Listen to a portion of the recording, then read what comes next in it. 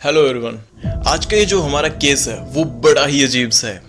हरियाणा के यमुनानगर में रहने वाला एक परिवार जिसमें आज से 27 साल पहले एक बेटी ने जन्म लिया, लेकिन यह बच्ची जन्म से ही खुद को एक लड़का मानती थी। वो लड़कों की तरह ही ड्रेसअप करती, उन्हीं के साथ क्रिकेट खेलती और जब थोड़ा बड़ी हुई तो लड़कों की तरह ही बाइक पर घूमती थी।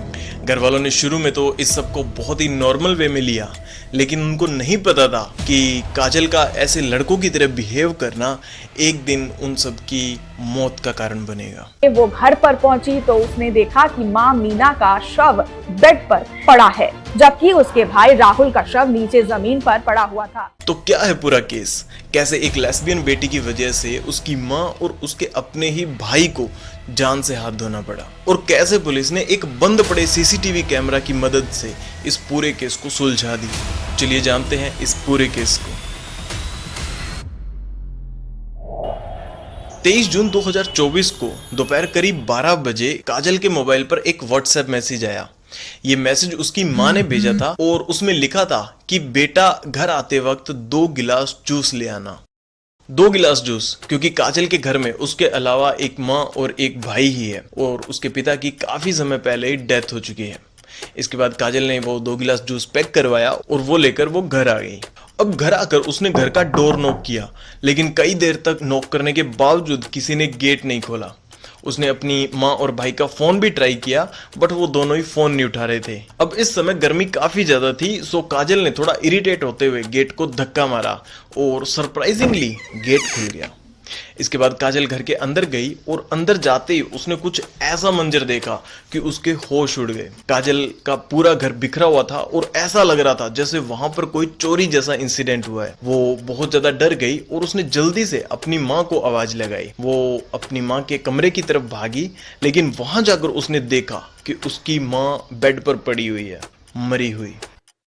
अब अपनी मां को इस हालत में देखने के बाद काजल जल्दी से अपने भाई के रूम की तरफ भागी, लेकिन उसके दुख का कोई ठिकाना नहीं रहा जब उसने देखा कि उसके भाई के कमरे में उसकी भी लाश पड़ी हुई है। इसके बाद काजल जल्दी से घर से बाहर आई और जोर जोर से चिल्लाने लगी।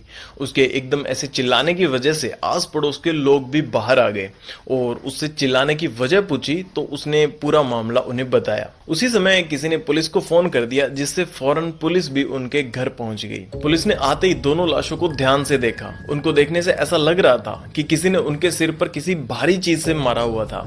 पास ही में एक मोबाइल चार्जिंग की वायर भी पड़ी थी, जिससे उन दोनों का गला घोंटा हुआ था। अब पुलिस ने घर के सीसीटीवी कैमरा चेक किए, क्योंकि वहीं से ये क्लियरली पता चल सकता था कि इस वारदात को आखिर किसने और क्यों अंजाम दिया। लेकिन ये क्या, मर्डर ने सीसीटीवी कैमरा को तो पहले ही स्विच ऑफ कर दिया था। अब वहां से कोई क्लू नहीं मिलने के बाद पुलिस ने काजल से पूछताछ करना शुरू किया कि जब वो घर आई तो उसने सबसे पहले क्या देखा, वो घर से बाहर कितने टाइम गई हुई थी और क्यों गई हुई थी। इस पर काजल ने बताया कि दोपहर में वो ब्यूटी पार्लर गई थी और वहां से लौटते समय उसकी मां ने उसे मैसेज करके 2 गिलास जूस मंगवाया, और जब जूस लेकर वो घर लौटी तो उसने देखा कि उसकी दुनिया उजड़ चुकी है। कोई उसके घर में चोरी करने के इरादे से घुसा और उसकी मां और भाई को मौत के घाट उतार दिया। इसके बाद काजल ने पुलिस को वो मैसेज भी दिखाया जो उसकी मां ने उसे भेजा था। अब काजल की इन सारी बातों में पुलिस को एक बात बड़ी ही अजीब लगी, और वो ये थी कि काजल पुलिस को ये सारे बयान बहुत ही आराम से दे रही थी, बहुत ही कॉन्फिडेंस के साथ दे रही थी, जबकि अभी थोड़ी देर पहले ही किसी ने उसका पूरा परिवार खत्म कर दिया था। लेकिन फिर भी काजल बिल्कुल भी इमोशनल नहीं थी और उसके चेहरे पर कोई दुख का भाव नहीं दिखाई दे रहा था, और इस वजह से पुलिस को काजल पर थोड़ा शक हुआ। इसके बाद पुलिस ने आस पड़ोस के घरों में सीसीटीवी कैमरा चेक किए तो उन्हें पता चला कि दोपहर करीब 11 बजे एक लड़का मुंह पर काला कपड़ा बांधकर काजल के घर में घुसा और थोड़ी देर बाद वो वापस जाता हुआ भी दिखाई दिया। अब हैरानी की बात यह है कि इस फुटेज के मुताबिक काजल भी उस समय घर में ही मौजूद थी, जबकि काजल ने कहा था कि वो तो सुबह से ही बाहर गई हुई थी। इन सब कारणों की वजह से अब पुलिस के शक की सुई काजल की तरफ घूमने लगी।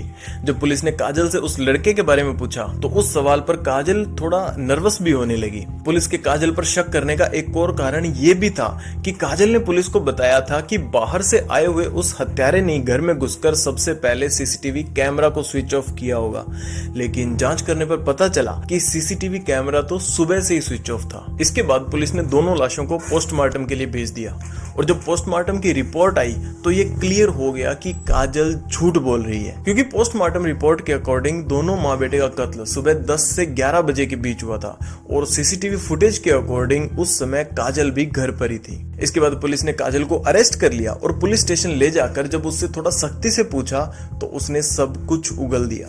पुलिस ने जब काजल और उसके माँ के मोबाइल की लोकेशन चेक करवाई तो पता चला कि जिस समय काजल को उसकी माँ ने जूस लाने का मैसेज किया था उस समय काजल और उसकी माँ का मोबाइल एक ही जगह पर था, यानी कि वो झूठा मैसेज काजल ने खुद से ही अपने माँ के फोन से खुद को भेजा था। अब पुलिस के सामने सबसे बड़ा सवाल ये था कि काजल ने खुद ही अपने माँ और भाई का मर्डर क्यों किया, जबकि उसके परिवार में वही सिर्फ 2 लोग थे और अब वो इस पूरी दुनिया में अकेली हो गई थी।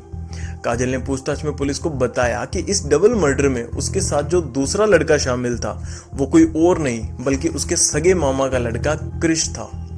23 जून की सुबह 10 बजे जब उसका भाई राहुल शेविंग करवाने के लिए बाहर गया तो उसने क्रिश को घर बुला लिया। उन दोनों ने मिलकर पहले तो एक लोहे के रोड से उसकी मां के सिर पर वार किया और फिर जब वो बेहोश हो गई तो उन्होंने मोबाइल की चार्जिंग वायर से उसका गला घोंटकर उसे मौत के घाट उतार दिया। इसके थोड़ी देर बाद राहुल भी घर आ गया और उन्होंने सेम उसी तरीके से राहुल को भी मौत के घाट उतार दिया।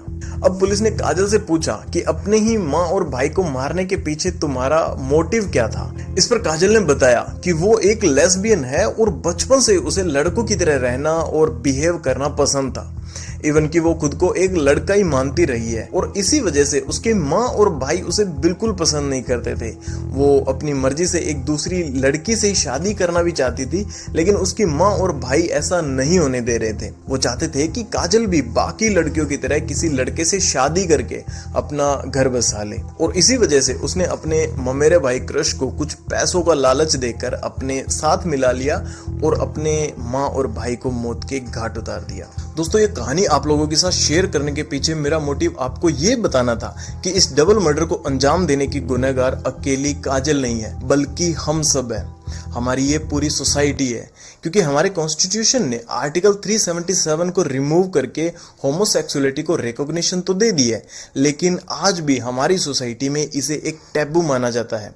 और यही कारण है कि काजल की माँ और भाई को लगता था कि काजल ये सब जानबूझकर कर रही है, उसे भी बाकी लड़कियों की तरह रहना चाहिए, शादी करके एक अपना घर बसाना चाहिए।